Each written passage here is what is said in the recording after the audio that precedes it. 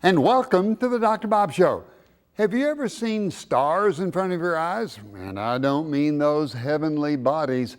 Have you ever got a hit on the head and saw little flashing lights? Have you ever had a zinger, got hit on the head and sort of got dazed and didn't know where you were? Have you ever been knocked unconscious? Do you know anybody else that's had a concussion? Have you had a concussion? We'll be spending most of this show talking about concussions, about what we can do to prevent them, how to diagnose them, and what's the follow-up if somebody has had concussion. My guest is Dr. Chris Klenck. Dr. Klenck specializes in sports medicine, and he will be answering our questions. Hello, I'm Dr. Robert Overholt. I'll be your host for the next 30 minutes on the Dr. Bob Show. Later on, we'll be talking about nasal congestion, the dangers of decongestants, and yes, blindness. How can I prevent blindness? We've only got two eyes. We want to take care of them. A lot of information for you. You'll want to stay tuned.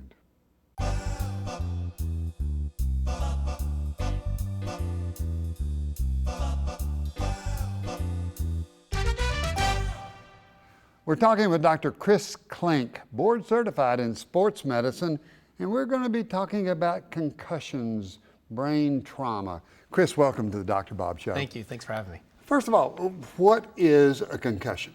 A concussion is also called a mild traumatic brain injury, and that's basically what it is. It's some mild trauma to the brain, whether it's from a direct hit where the brain's floating in the cerebral spinal fluid in the skull and it impacts the skull from being hit by another object, or if it's just from a whiplash or a rotational force where the brain spins or kind of rotates, and it can stretch and damage some of the brain tissue that way. So either of those mechanisms can cause a concussion. So if somebody had a sudden sort of whiplash type thing, that can cause a mild traumatic brain injury? Absolutely, absolutely. It doesn't have to be a direct contact. It can actually be just a sudden movement or a forceful movement that shifts the brain or rotates it in the skull. Is it easy to get a concussion? It can be relatively easy. Some people seem to be a little more at risk than others, and for different reasons we're not quite clear, but certainly anytime you have some sort of forceful movement or violent movement of the brain, you could be at risk for a concussion. Some other times where somebody might have a concussion other than sports might be falling down at the house, picking up something and hitting something with your head. Almost anybody can have a concussion. What are the symptoms? If somebody has a concussion, what are the symptoms they have? The symptoms can be so many wide-ranging type of things. The most common things we see or hear is headaches. Often people complain of a headache, but often they can have some amnesia. Loss of consciousness may or may not be a part of that, but we can clearly see that as a symptom. Emotional symptoms, feeling irritable or emotional, crying, may be uncharacteristic for that individual, you can see. Finally, things like visual changes, light sensitivity, noise sensitivity, nausea, balance problems, all those things are pretty common with concussions. So you have to evaluate a lot of things if somebody's been hit on the head.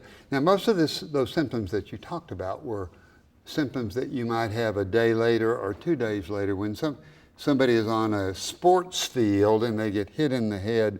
What do you look for then? You see sometimes players walking off, they've got a dazed look. What do you look for when you see somebody's been hit on the field? Absolutely. It's one of those things that you really have to know the player and kind of their mannerisms and personality, because they're not always the first person to come tell you that they're having a problem.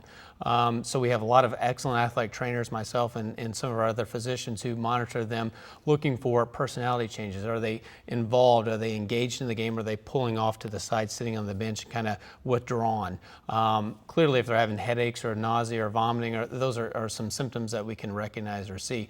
But they're all very little subtle things or cues that you have to pick up on and ask the player, are you doing okay? Did you have any problems from that hit or play that we just saw? Will players deny, football players and athletes are tough and they want to be tough and they don't want to say, well, I don't remember what happened on that. Can you get a good evaluation by talking with somebody like that? Yeah, I believe we can. Often players, some players will deny symptoms and fear that they may be removed from a game or pulled from a game. But just being able to know that player, talk to them, and basically educate them on the importance of this issue and how important it is to be honest, and that pulling back now and preventing recurrent injuries is going to save them time off the field later on if they continue to have head injuries. Do we know what's happening in the brain when somebody has a concussion? Let's say somebody had a concussion and they died in an automobile accident, 2 days later, and they did autopsy. What goes on in the brain if somebody's had that? Do we know? Well, in the acute phase of a concussion, there's a lot of models and fairly complicated theories in terms of what's happening from a neurometabolic standpoint. What we believe is when you have this injury, the synapses in the brain undergo some metabolic changes such that there's shifts and changes in sodium, potassium, and calcium, and develops what's called an energy crisis. And the brain starts to respond by giving you all these symptoms, and some of those symptoms may be headaches or dizziness or the amnesia part of it. Over time, the brain will remodel and heal itself, and the worst thing you can do is have a second injury or a second hit while your brain's trying to recover from that first. So it's very important not to let somebody go back out and get that second injury or get back to their sports too early from that standpoint. Absolutely. That's the most critical point. Of interest to me, you said amnesia. When you get hit in the head, you get knocked out, you don't remember things when you're knocked out. Do people get retrograde amnesia? Some do. Some will forget things that they did prior to the game, or forget what they did at the pregame meal, or if you had a motor vehicle accident, you'll forget kind of the things that you did prior to that injury. So that's a pretty common symptom, or can be a common symptom. Often amnesia is a sign that the injury is fairly significant. Anything else you look for when you suspect brain trauma in an athlete during an event where you want to be sure that they don't get back to you? Let's talk about the things you look for. Mm-hmm. Why do you put, how many fingers do I have, and why do you look at their eyes? What's going on? What are you looking for? Well, the first thing you want to do is make sure that there's no significant injuries, i.e. there's no neck injuries or anything that would require urgent care. Certainly we do a focal neurologic exam, make sure their pupils are working correctly, their vision's okay, everything, all the nerves are working correctly to make sure there's not an intracranial hemorrhage or something of that nature. That's pretty rare, but certainly something you have to rule out. Then we actually, before our athletes even take the field, every year when they come in, we do some neurocognitive evaluations where we... Neurocognitive, now that means how they're thinking? Correct. How well they're processing information, what kind of reaction time speeds they have, and we gather all this data by doing paper and pencil type tests, also computerized test. The one that we use is called Impact, so that we have some baseline data so we know how you function prior to any injury. Once an injury occurs, then we actually bring them to the sideline and we'll repeat some of those tests and compare it to their baseline to see if they're off. So you get baseline before the season starts on the athletes. That's correct. Sometimes we think too much about college and professional sports where the players are bigger and stronger and faster and tougher, but what happens if somebody's down in bitty football or somebody is ice skating and falls on the ice skates? Is that just as serious? What do we do if they get a concussion at an earlier age? Oh yeah, it's actually probably more serious at an early age. And we talked a little bit about an energy crisis before, this metabolic concern. And younger kids actually have a higher energy need and they still have developing brains. So a concussion at a younger age actually is often more symptomatic, takes longer to recover because of that reason. So certainly young children should particularly be looked after and be cautious in terms of pushing them back out to play. We're talking with Dr. Ty Prince, board certified allergist. And Ty, welcome to the Dr. Bob Show. Thank you, Dr. Bob. Ty, I hear you've got some questions for me. I would love to ask you some questions. I understand you've had a concussion in the past. Well, Ty, I've actually had 4 concussions. I had one in high school, one in college, one in medical school, and one my first year in private practice. The one that I remember the most was when I was in college, and it was in practice. And I was going one way, and our fullback was going another, and we met head to head. And at that time, I wasn't knocked out, but I began asking people the same question. Are my pupils dilated? I was knocked out a minute ago, but I'm okay now. And I wasn't okay, and I didn't remember any of this. As a matter of fact, I had 72 hours of retrograde amnesia, which means 72 hours before that practice, I couldn't remember a thing. They put me in the hospital, and I slowly began to remember things. My brain was foggy. I had just a dull headache. And the thing that I really remember, my father, Dr. B.M. Overholt, who was a physician, loved physician, he came into my room at the hospital and said, "Bobby, I need to talk with you." And I knew he was going to tell me I needed to quit playing football. I said, "Daddy," I said, "don't say another word. I know what you're going to say is you need to stop. And I'll promise you one thing. I'll quit playing football if I get one more concussion." And so he said, "Okay."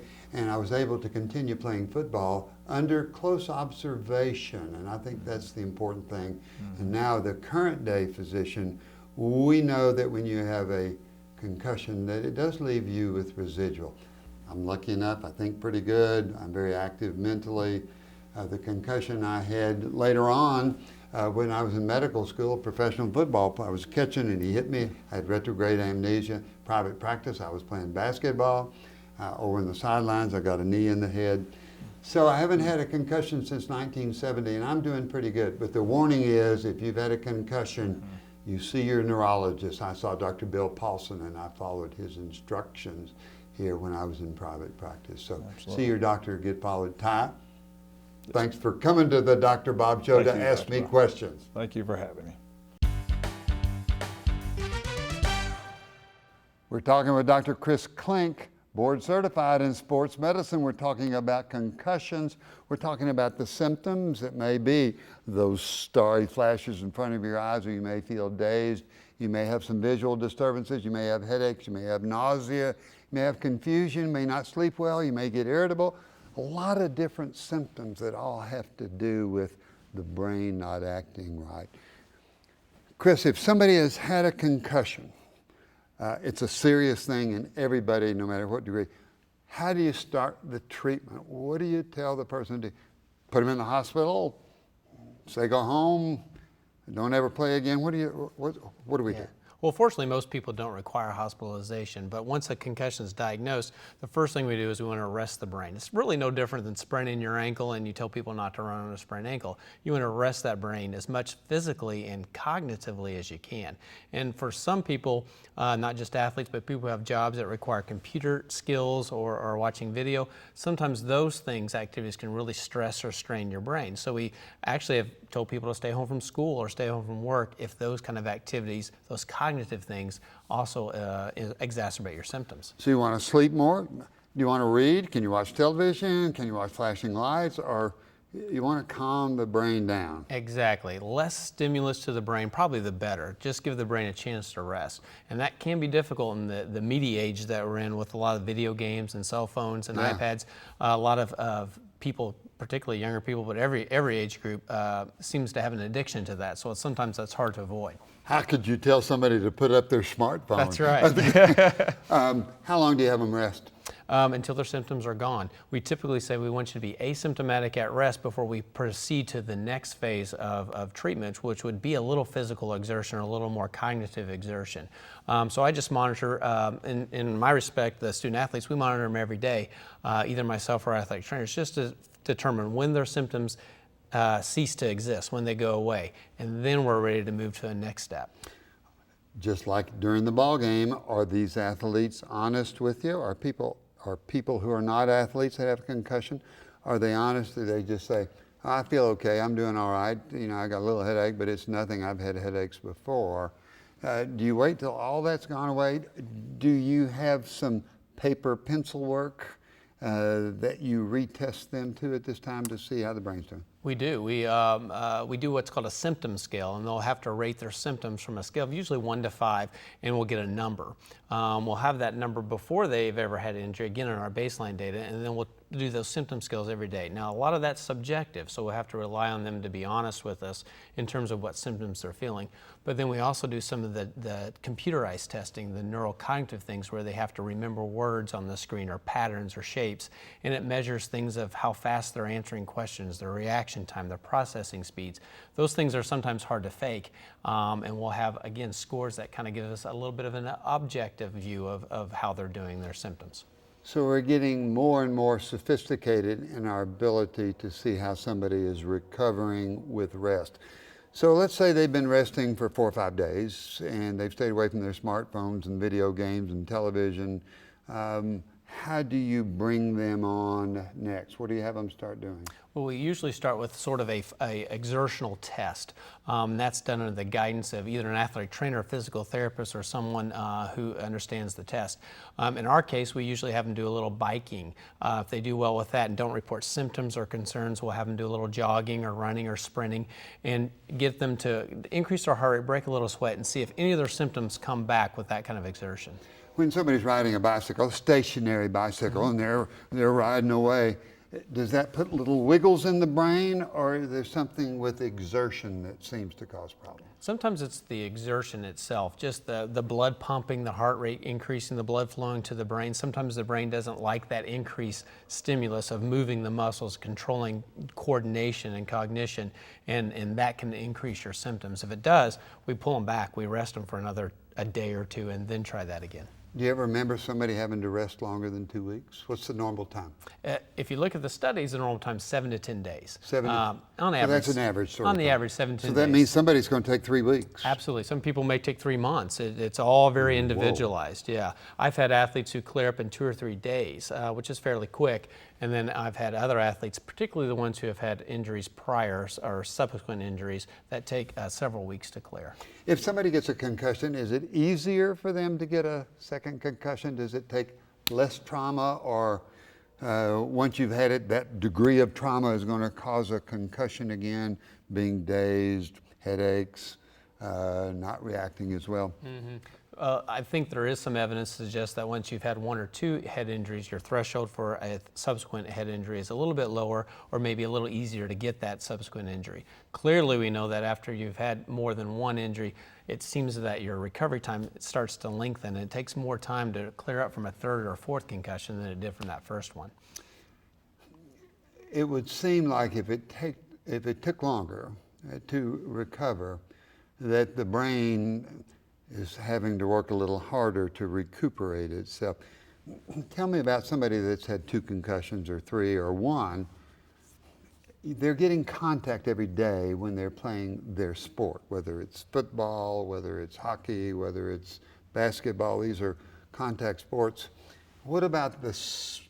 Not enough to get a concussion, but bang, bang, bang, you get hit on the head every day. Sure. What's happening? Well, that's certainly a difficult topic, because those are those subconcussive hits, those hits that happen where the damage doesn't rise to the level of actually causing that individual to have symptoms, or maybe very mild symptoms that they're not really recognizing as an issue, but it's recurrent and over and over and over again. And the concern is are those injuries starting to accumulate any kind of damage in the brain? I think the research isn't there yet. I think there's the ongoing research that's looking at that as a possible cause for concern. So we'll have to stay tuned.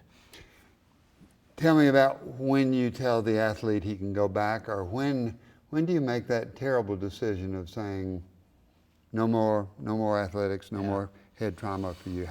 That must be devastating to tell somebody you can never play sports again if that's their game. And it's a very difficult decision, and the time to clear someone to return to sports is difficult, because again, there's no blood test or an MRI or CT that can diagnose someone as saying they have a concussion or the concussion's cleared up, at least not to date.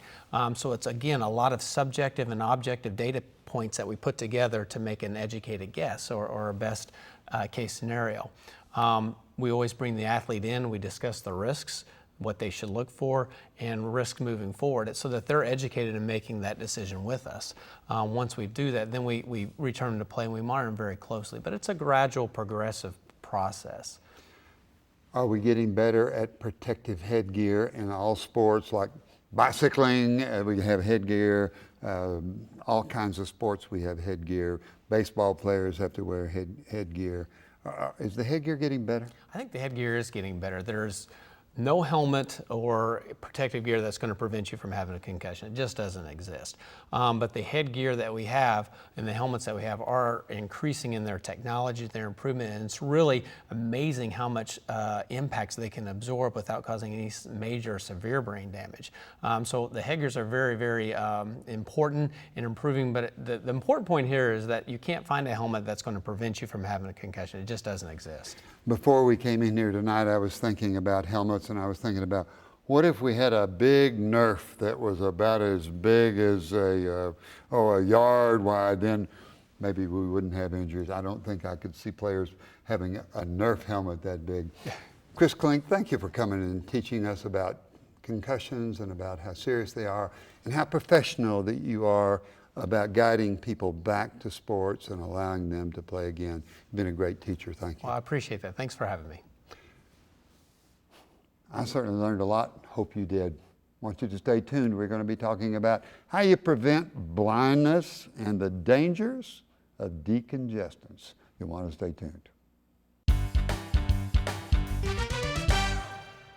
I want to thank Dr. Chris Klenck. Wonderful discussion on concussions, how to diagnose, and how to treat afterwards. Great show.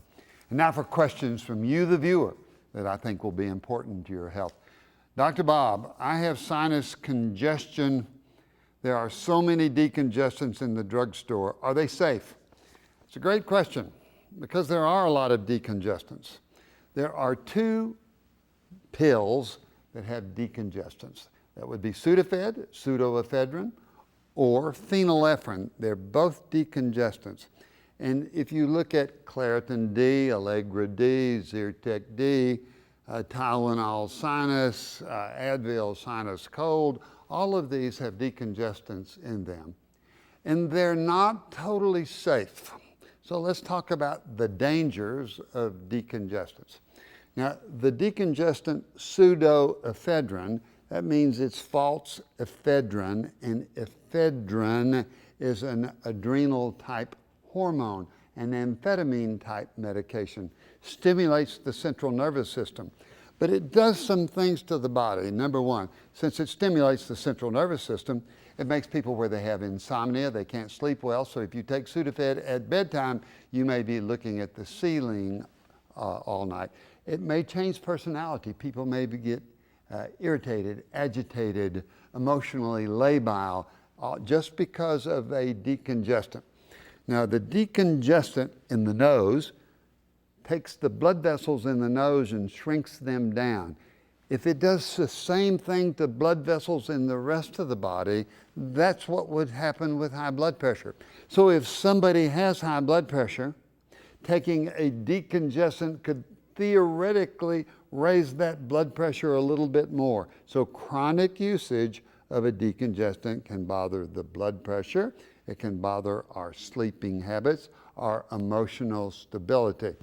It quiets down the stomach. It tells people that they're not hungry, so some people could be losing their appetite. It causes the prostate sometimes to clamp down, and so the male urethra goes through the prostate gland. If it squeezes down, then you can't pass urine through there, and so we can get symptoms of prostate obstruction going on.